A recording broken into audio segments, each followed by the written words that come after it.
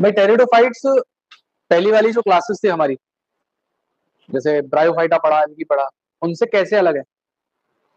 तो ये पहले ऐसे वस्कुलर प्लांट्स बने, या मैं एक तरीके से कहूं कि इवोल्यूशनरी पॉइंट ऑफ व्यू से ये फर्स्ट ऐसे प्लांट्स थे जिनके पास में वस्कुलर बंडल्स मतलब जाइलम और फ्लोएम आया।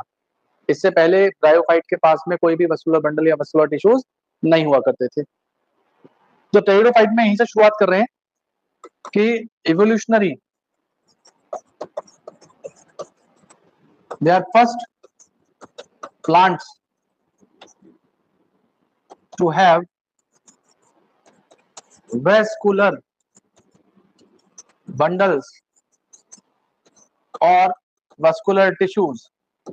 मीन्स यहां पे आपको फ्लोएम एंड जाइलम ये दोनों चीजें प्रेजेंट मिलती हैं। सबसे पहली चीज तो इनकी है। दूसरा, इनके हैबिटेट की बात करें तो ये आपको कूल, डैम्प और शेडी प्लेसेस और शेडी प्लेसेस में ग्रो करते हुए मिलेंगे। ऐसी जगह जहां पे ठंडक रहे, नमी रहे। डैम्प का मतलब होता है मॉइस्ट कंडीशन को, नमी को ही हम लोग डैम्प कंडीशन कह देते हैं। और शेड इनको रिक्वायर्ड होती है। और साथ में दे वेल फ्लोरिश या flourish well in Sandy soil. ये क्या करते हैं? सैंडी सॉइल में बहुत अच्छा ग्रो कर पाते हैं, सैंड वाली सॉइल में बहुत अच्छे से ग्रो कर पाते हैं। दूसरी बात यहां पे की जाए तो इनकी जो मेन प्लांट बॉडी होती है, अभी तक हम लोगों ने पढ़ा था कि जो एल्गी या ब्रायोफाइट थे, एल्गी या ब्रायोफाइटा था, इनकी मेन प्लांट बॉडी गेमिटोफाइट हुआ करती थी, हैप्लॉइड प्लांट बॉडी हुआ करती थी। पहली बार इवोल्यूशनरी ऐसा हुआ कि जो टेरिडोफाइट्स हैं ये आपके डिप्लॉइड आए, तो इनकी जो मेन प्लांट बॉडी है वो आपको गेमिटोफाइट ना मिलके क्या मिलेगी? स्पोरोफाइट मिलती है। मतलब कहने का ये है कि ये गैमेट ना बना के स्पोर्स बनाएंगे और वो स्पोर्स आगे चल के गैमेटोफाइट को बनाएगा। अभी लाइफ साइकिल देखेंगे उसमें आपको समझ में आ जाएगा। दूसरा, इनके पास में आपको पहली बार ट्रू रूट स्टेम और लीफ प्रेजेंट मिलेगी। याद करिए ब्रायोफाइट के अंदर हम लोगों ने पढ़ा था उनके पास में कोई भी ट्रू रूट स्टेम और लीफ नहीं थी। उनके पास में रूट लाइक, स्टेम लाइक या लीफ लाइक स्ट्रक्चर्स थे। इनके पास में पहली बार असली रूट जैसा स्ट्रक्चर, लीफ जैसा स्ट्रक्चर या स्टेम जैसा स्ट्रक्चर इनके पास में पहली बार आया। बाकी वस्कुलर टिश्यूज इनके पास में मैंने पहले ही लिख दिया है, इनके पास में वस्कुलर टिश्यूज प्रेजेंट है ही है। तो ये सारी पॉइंट, ये वाला पॉइंट मैं ऑलरेडी पहले मेंशन कर चुका हूं। अब बात आती है इनके अंदर कुछ एक्स्ट्रा फीचर्स की। तो बेटा इनकी जो लीव्स होती है, वहां से कहानी शुरू करते हैं हम लोग। इनकी जो लीफ होती है वो लीफ दो तरीके की हो सकती है। एक तो लीफ होती है जो नॉर्मल लीफ है, और एक लीफ होती है जो स्पोरेंजिया कंटेनिंग लीफ होती है। स्पोरेंजिया कंटेनिंग लीफ होती है। मतलब कहने का क्या है कि नॉर्मल लीफ जो है वो तो बड़े साइज की हो सकती है, जैसे ये बड़ी लीफ बना दो आप तो उसे कह देंगे मैक्रोफिल। और अगर वो स्मॉल साइज की है, छोटे साइज की है, तो उसे हम लोग कहेंगे माइक्रोफिल। माइक्रोफिल जो होगी वो थोड़े छोटे साइज की हो जाएगी। स्पोरेंजिया कंटेनिंग लीफ इन लीफ से कैसे अलग होती है? इन लीव्स के नीचे आपको एक पर्टिकुलर स्पोरेंजिया नाम का डिप्लॉइड स्ट्रक्चर देखने के लिए मिलता है।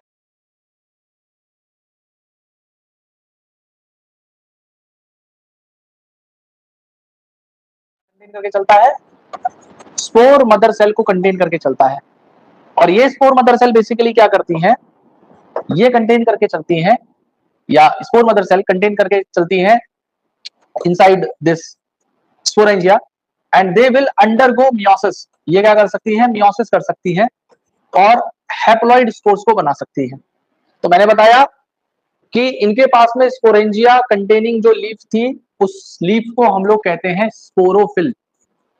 लीफ का नाम है स्पोरोफिल।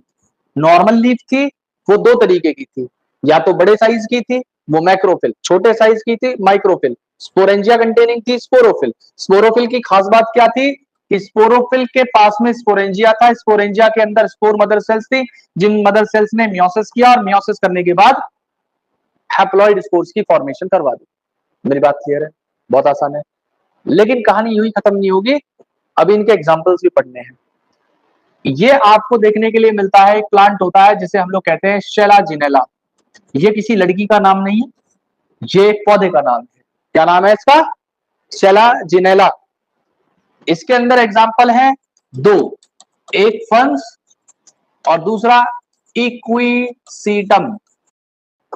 मैंने कहा कि ये स्पोरोफिल भी दो काम कर सकता है, या तो ये नॉर्मली स्पोरोफिल ही रहे, नॉर्मल स्पोरोफिल रहे, मतलब वहां पे कोई भी क्लस्टर ना बनाए, कोई क्लस्टर की फॉर्मेशन ना करे, कोई क्लस्टर की फॉर्मेशन ना करे, तो वो ऐसा ही होगा जैसे मैंने पहले बनाया था। ये हो गया हमारा नॉर्मल स्पोरोफिल, जिसके नीचे स्पोरेंजिया, और ये स्पोरेंजिया करेगा स्पोर की formation. Sporangia diploid, spore haploid. Example इसका, एग्जाम्पल इसका इसका एग्जाम्पल होता है आपका फंस। ठीक है, ये जो स्पोरोफिल है ये आपको फंस के अंदर देखने के लिए मिलते हैं। लेकिन एक कंडीशन और हो सकती है जहां पे आपको क्लस्टर ऑफ स्पोरोफिल मिल जाए। क्लस्टर ऑफ स्पोरोफिल मिलकर कहलाता है कोन या स्ट्रोबिली।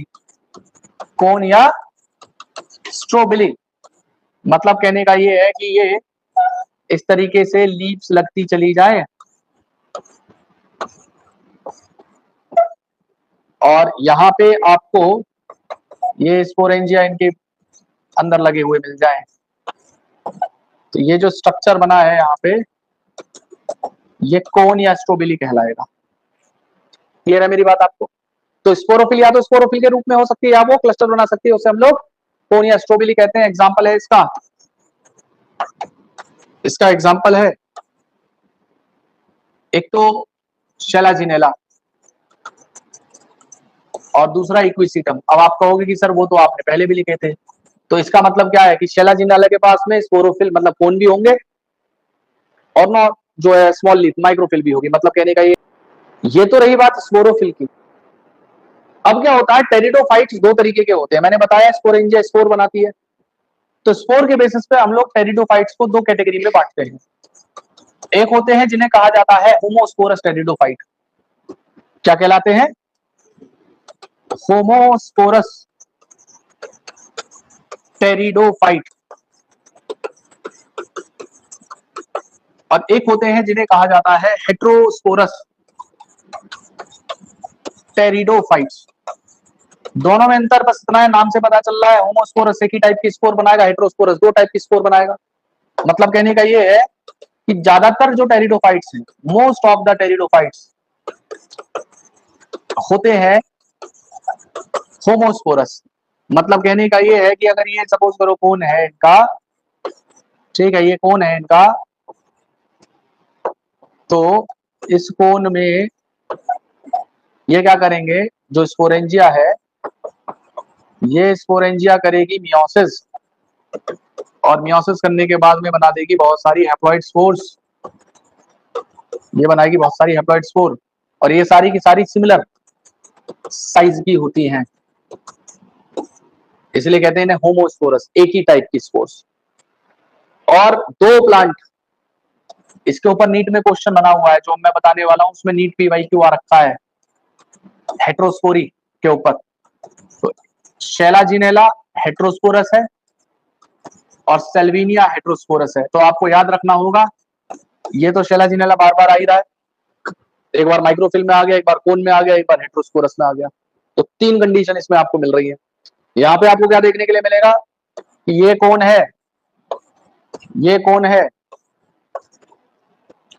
इस कोन के अंदर ये मियोसिस करके बड़ी स्पोर बना रहा है, जिन्हें मैं मेगा या मैक्रोस्पोर कह सकता हूं, मेगा या मैक्रोस्पोर कह सकता हूं। ये लार्ज स्पोर बन रही है और यहाँ पे स्पोरेंजिया में मियोसिस हो रहा है तो थोड़ी छोटे साइज की स्पोर बन रही है। तो स्मॉल स्पोर जो बन रही है इन्हें कहेंगे हम लोग आपकी माइक्रो स्पोर।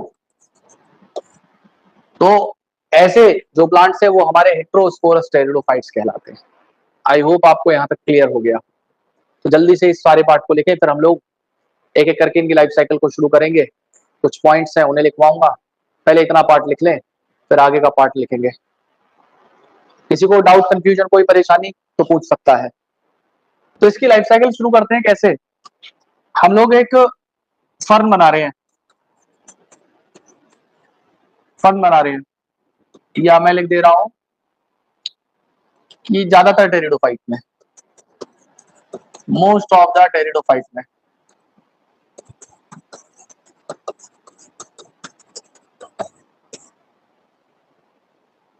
इनके पास में स्पोरोफिल है, या कोन बना दीजिए, और इन कोन में diploid diploid diploid diploid sporangia है। ये कोन है, ये स्ट्रोबिली है जो कि कॉम्पैक्ट स्ट्रक्चर बनाया था क्लस्टर ऑफ लीफ ने, वहां पे ये स्पोरेंजिया है। और ये जो इनकी मेन प्लांट बॉडी मैंने बताई थी कि ये स्पोरोफाइट होते हैं। अच्छा, अगर ये स्पोरोफाइट है तो इनके पास में जो स्पोरोफिल होंगी वो भी तो डिप्लॉइड ही होंगी, है भाई। और इनके जो कोन और स्ट्रोबिली है वो भी डिप्लॉइड होंगे, इनके साथ में जो स्पोरेंजिया लगे वो भी डिप्लॉइड होंगे। तो ये करेंगे मियोसिस, और मियोसिस करने के बाद में ये बनाएंगे हैप्लॉइड स्पोर्स को, ये बनाएंगे हैप्लॉइड स्पोर्स को। और ये जो हैप्लॉइड स्पोर्स सारी की सारी बनेंगी, ये कैसी होंगी, सिमिलर साइज की होंगी। ये सब कैसी होंगी, सिमिलर साइज की होंगी। और ये जो सिमिलर साइज की स्पोर्स हैं, ये जो सिमिलर साइज की स्पोर्स हैं, ये आगे चल के क्या करेंगी, ये आगे चल के ये जर्मिनेट करेंगी और एक स्ट्रक्चर बनाएंगी जिसे हम लोग प्रोथैलस कहते हैं। अब प्रोथैलस क्या है, तो उसके बारे में इन्होंने डिफाइन किया हुआ है कि एक बहुत छोटा, स्मॉल, इनकॉन्स्पिकुअस, इनकॉन्स्पिकुअस मतलब जो आंखों से दिखाई ना दे, बहुत छोटा हो, inconspicuous, green multi cellular photosynthetic structure बनाता है जर्मिनेट करने के बाद, जिसे हम लोग प्रोथैलस नाम दे रहे हैं, जिसे हम प्रोथैलस नाम दे रहे हैं। ये प्रोथैलस कैसा दिखता है, तो ये प्रोथैलस ऐसा सा दिखता है। और याद रखना कि स्पोरोफाइट मेन प्लांट बॉडी थी, इसकी स्पोर्स जो है ये बनाएंगी किसको, गैमेटोफाइट को। अगर एक सीधी सी बात है, अगर स्पोर हैप्लॉइड थी, उनसे जर्मिनेट होने के उनसे जर्मिनेट होकर बनने वाला जो स्ट्रक्चर है प्रोथैलस, वो भी कैसा होगा, गैमेटोफाइट हैप्लॉइड ही होगा। हैप्लॉइड से हैप्लॉइड तो बनेगा। तो इसके पास में आपको मिलेंगे मेल और फीमेल सेक्स ऑर्गन, यहाँ पे आपको देखने के लिए मिलेंगे मेल और फीमेल सेक्स ऑर्गन। ठीक है, मेल सेक्स ऑर्गन यहाँ पे मिलेगा एंथ्रीडियम, एंथ्रीडियम, और फीमेल सेक्स ऑर्गन जो मिलेगा उसे कहेंगे हम लोग आर्कीगोनियम। और आर्कीगोनियम के अंदर आपको देखने के लिए मिलेगा एग। और ये जो एंथ्रीडियम है ये बनाएंगे एंथ्रेजॉइड्स को,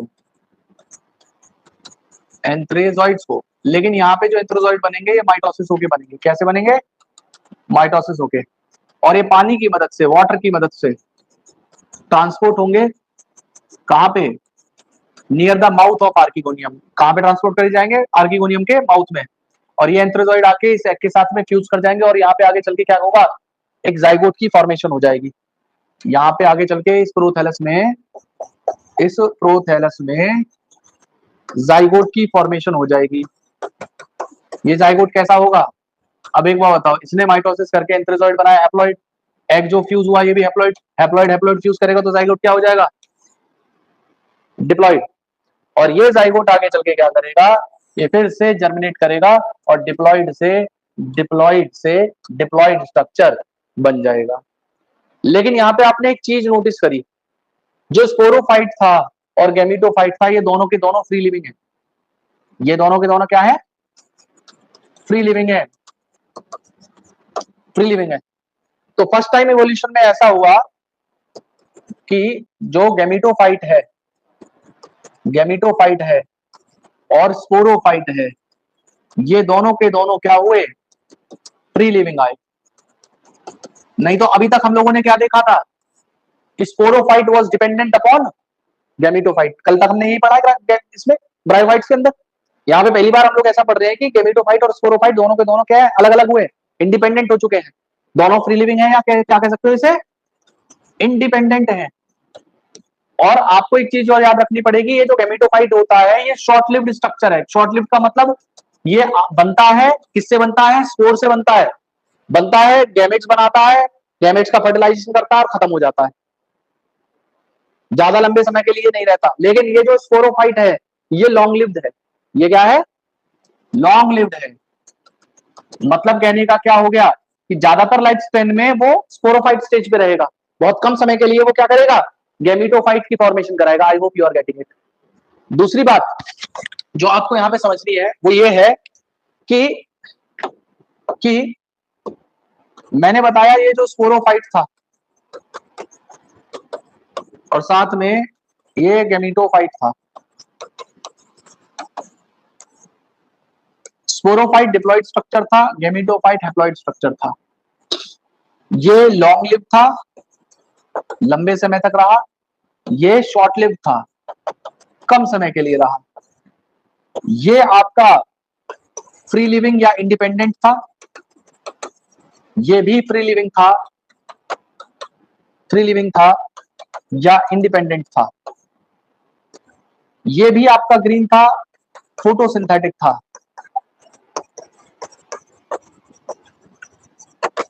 ये भी आपका ग्रीन है और फोटोसिंथेटिक है। लेकिन इसमें कुछ स्पेशल कंडीशन ये है कि इसको गैमेटोफाइट को रिक्वायर होती है कूल डैम्प और shady place to grow. Shady place to grow. और इसको also require sandy soil to germinate and they also require water for gamete transport. इनको पानी की भी जरूरत पड़ती है, किसके लिए? गैमेट ट्रांसपोर्ट के लिए। अब एक वो बताइए, धरती पे ऐसी कौन सी जगह है जहां पे सैंड भी मिल जाए, शेड भी मिल जाए, वाटर भी मिल जाए? है, बहुत रेयर है। तो इसीलिए क्या बता रखा है कि इनका जो डिस्ट्रीब्यूशन है वो बहुत लिमिटेड है और ऐसे प्लांट रेस्ट्रिक्टेड है टू नैरो ज्योग्राफिकल रीजन। मतलब ये आपको हर जगह नहीं मिलेंगे क्योंकि इनकी कंडीशंस जो इनको रिक्वायर्ड है वो ऐसी हैं जो हर जगह फुलफिल नहीं हो सकती। तो इसीलिए यहाँ पे क्या बता रखा है कि इनकी जो डिस्ट्रीब्यूशन है is limited and restricted to narrow geographical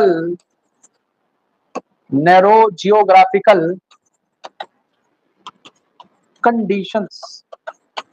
बहुत ऐसी कम जगह है, नैरो ऐसी ज्योग्राफी है जहां पे ये बहुत कम देखने के लिए मिलेंगे और इनका डिस्ट्रीब्यूशन बहुत लिमिटेड है क्योंकि इनको जो कंडीशंस चाहिए वो कंडीशंस बहुत। तो इधर देखो, इनके अंदर टेरिडोफाइट्स के अंदर सबसे पहला पॉइंट क्या दिया हुआ है? They include horsetails and ferns. इनका हैबिटेट क्या है? Cool damp shady places, flourish well and sandy soil. Evolutionary ये पहले टेरेस्ट्रियल प्लांट है जिनके पास में वास्कुलर टिश्यू जाइलम और फ्लोएम आए, ये सारे पॉइंट्स हम लोग लिख चुके हैं। दूसरा क्या बता रखा, ब्रायोफाइट के अंदर डोमिनेंट फेज क्या था, गैमेटोफाइट, लेकिन टेरिडोफाइट्स के अंदर डोमिनेंट फेज जो होता है या इनकी मेन प्लांट बॉडी क्या है, स्पोरोफाइट, और इनकी बॉडी डिफरेंशिएटेड है ट्रू रूट और स्टेम और लीव्स के अंदर, और इनके जो ऑर्गन्स हैं उनके पास वेल डिफरेंशिएटेड वास्कुलर टिश्यूज होते हैं। उसके अलावा लीव्स जो है टेरिडोफाइट की छोटी होंगी तो उन्हें माइक्रोफिल कहेंगे जैसे शेलाजिनेला, और अगर लार्ज होंगी तो उन्हें हम लोग मैक्रोफिल कहेंगे जैसे कि फर्न्स और इक्विसिटम मैंने अलग लिखवाया था। उसके अलावा इनके स्पोरोफाइट्स में आपको स्पोरेंजिया सबस्टैंडर्ड कुछ लीफ लाइक अपेंडेज मिलते हैं जिन्हें हम लोग कहते हैं स्पोरोफिल, मतलब वो लीफ लाइक स्ट्रक्चर जिनके अंदर नीचे की तरफ आपको क्या सबस्टैंडर्ड मिल रही है, स्पोरेंजिया मिल रही है, उन्हें क्या कह दिया हमने, स्पोरोफिल कह दिया।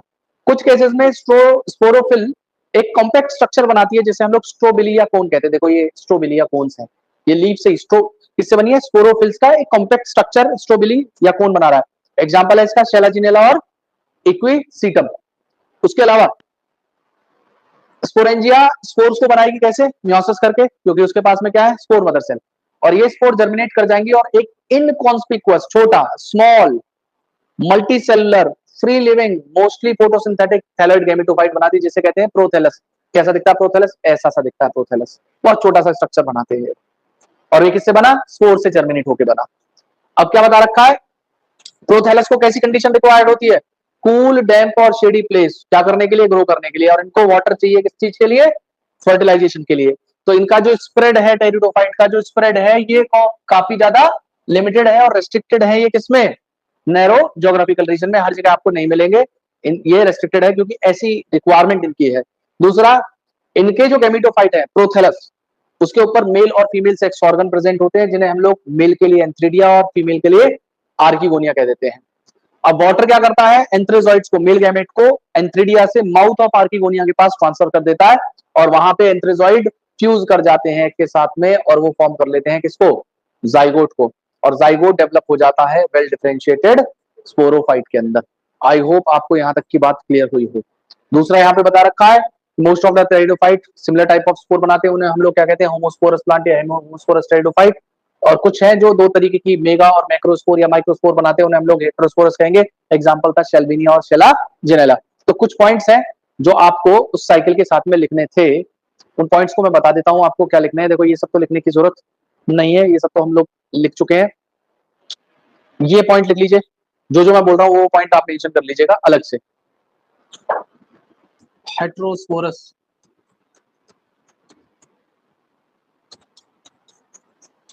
टेरिडोफाइट, एग्जांपल मैंने बताए थे हेटेरोस्पोरस टेरिडोफाइट के दो, कौन कौन से बताए थे, एक सेल्विनिया एक शेलाजिनेला, याद है आपको। तो यहाँ पे हम लोग सेल्विनिया या शेलाजिनेला की बात करते हैं,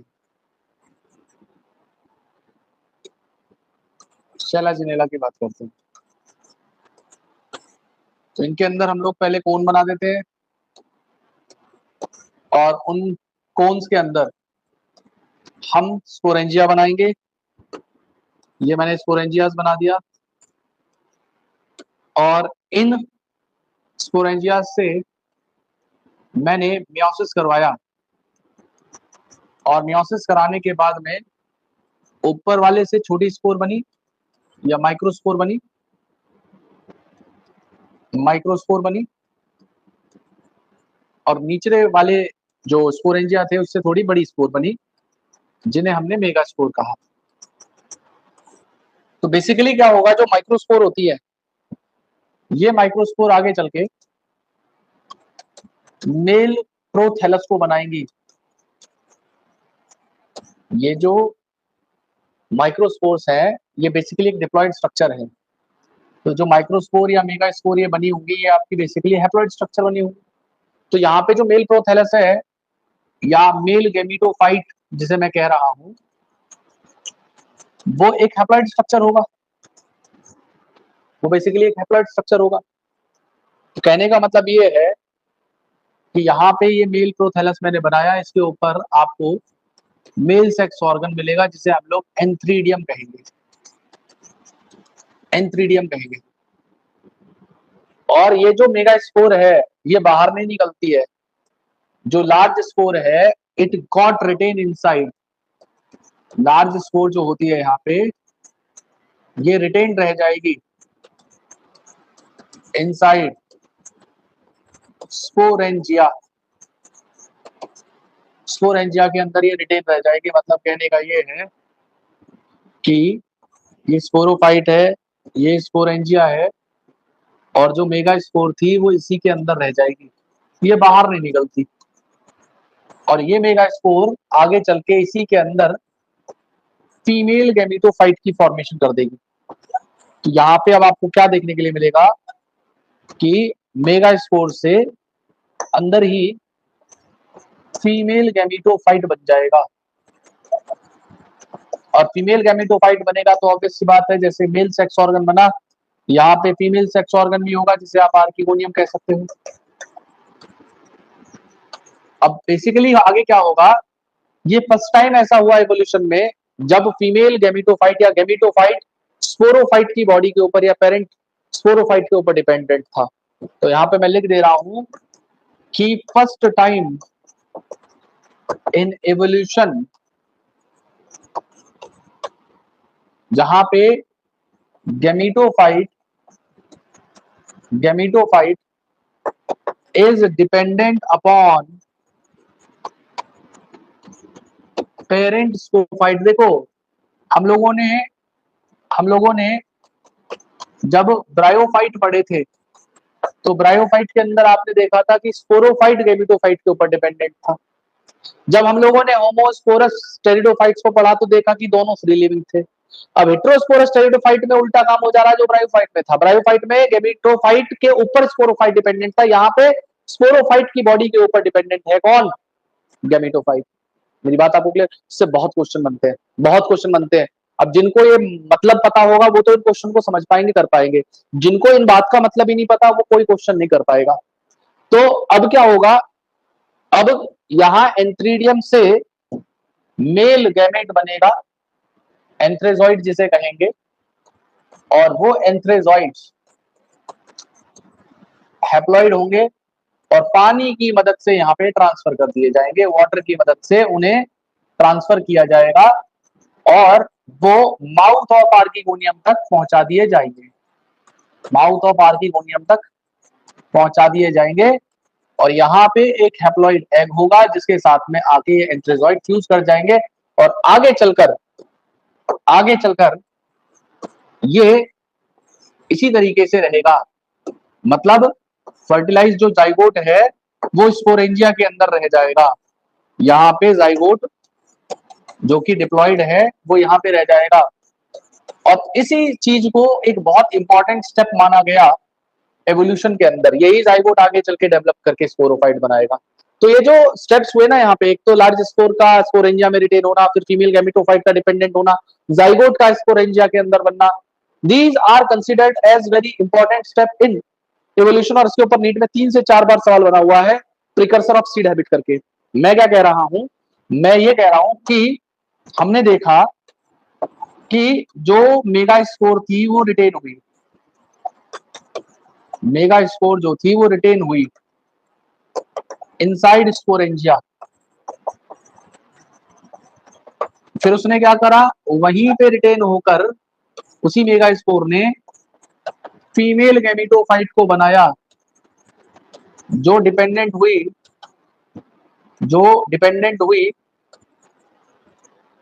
ऑन स्पोरोफाइट। और फर्टिलाइजेशन जो हुआ आगे चल के, वो fertilisation take place inside sporangia, वो स्पोरेंजिया के अंदर हुआ। और आगे चल के जो जाइगोट था वो भी रिटेन हुआ इनसाइड स्पोरेंजिया। तो ये जो लक्षण है, ये जो चीजें हुई, इसी वजह से दे कैन फॉर्म सीड, या ऐसे लिखिएगा, दे आर कंसिडर्ड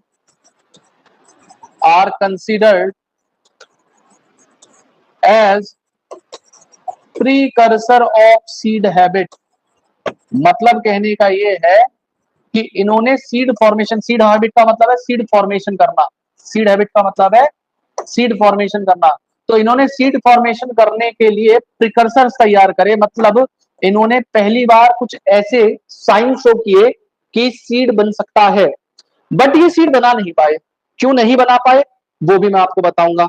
मैं कहूंगा कि they are precursor of seed habit, ये क्या थे, प्रिकर्सर थे सीड हैबिट के, but do not produce seed, इन्होंने सीड नहीं बनाए लेकिन सीड बनाने के प्रिकर्सर थे।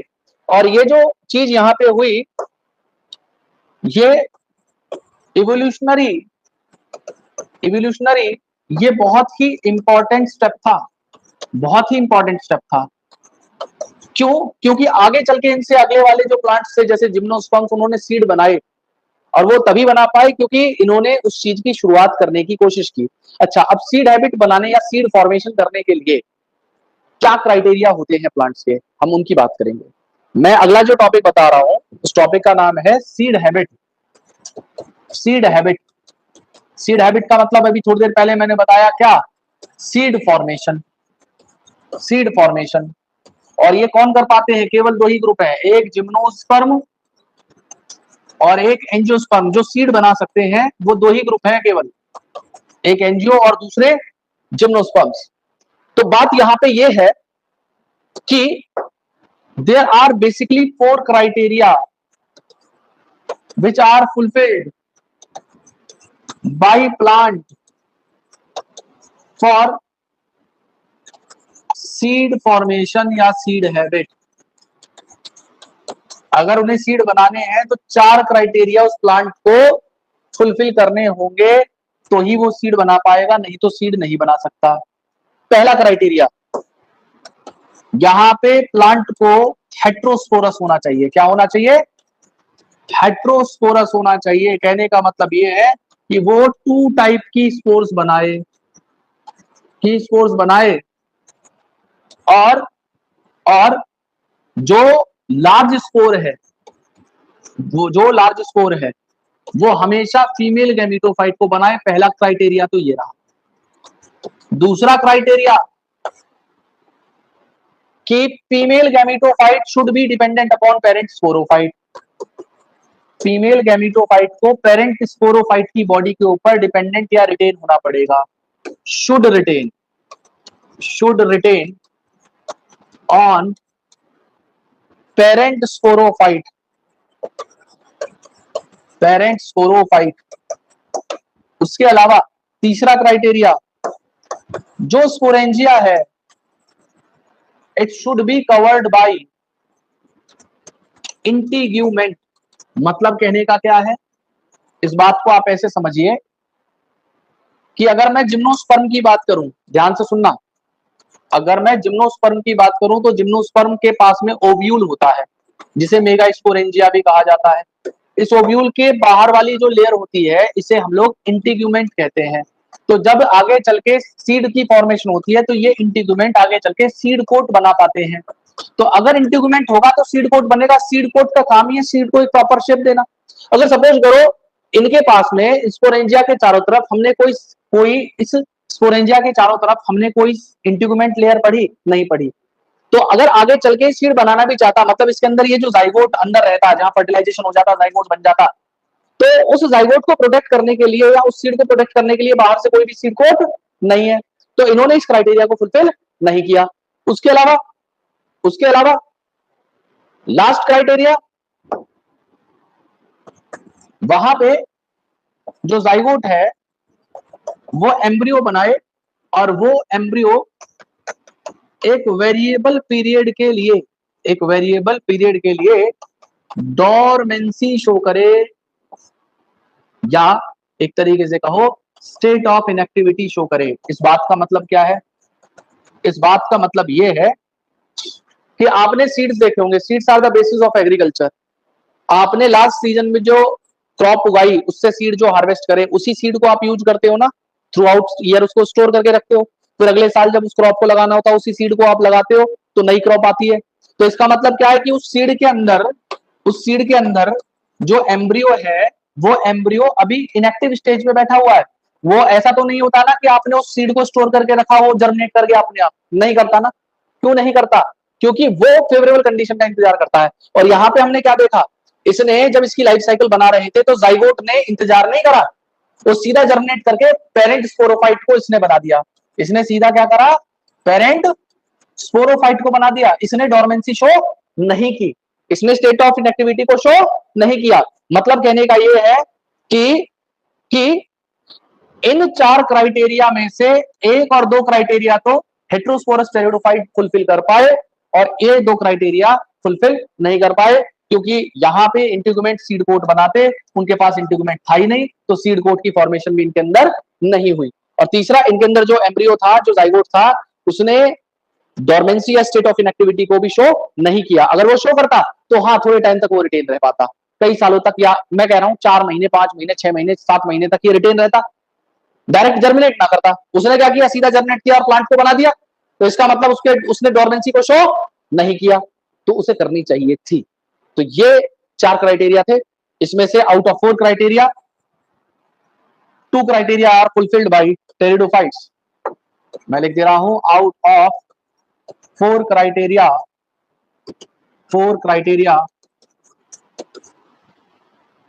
2 criteria were fulfilled by heterosporous, पूरे टेरिडोफाइट नहीं, स्पेसिफिकली कौन, हेट्रोस्पोरस टेरिडोफाइट्स।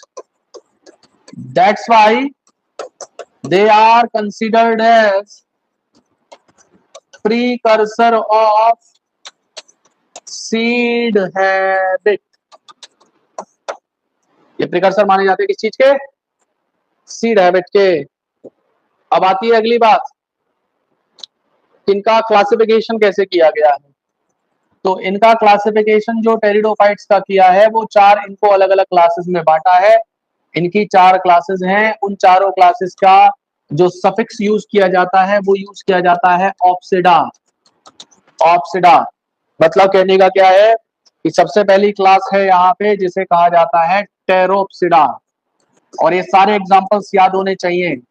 टेरोप्सिडा में देखो, इसमें टेरोप आ रहा है ना, तो देखो पहला एग्जांपल इसका टेरिस ही है, दूसरा एग्जांपल ड्रायोप्टेरिस, तो देखो टेरिस टेरिस दोनों में आ गया, ये ड्रायोप्टेरिस हो गया, टेरोप्सिडा की क्लास है।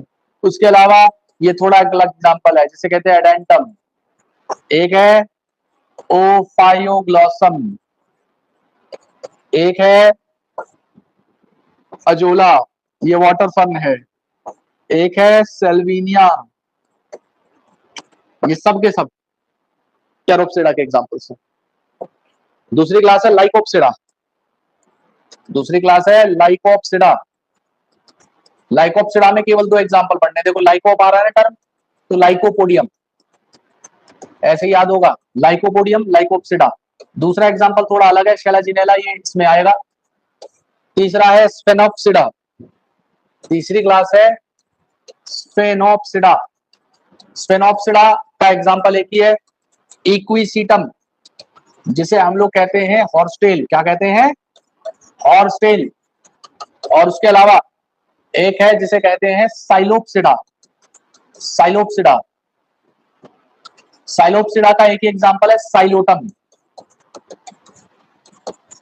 साइलोप्सिडा का एक एग्जांपल है क्या, साइलोटम। तो ये 4 क्लासेस, चारों के अलग अलग एग्जांपल्स। अब आती है बात इनके इंपॉर्टेंस की कि भाई what is the importance, importance of pteridophyta. Pteridophytes का इंपॉर्टेंस क्या है। तो सबसे पहला ये क्या करते हैं, हिल स्लोप्स के ऊपर ग्रो करते हैं। They basically grow on hill slope, और वहां पे एक्ट करते हैं सॉइल बाइंडर के तौर पे।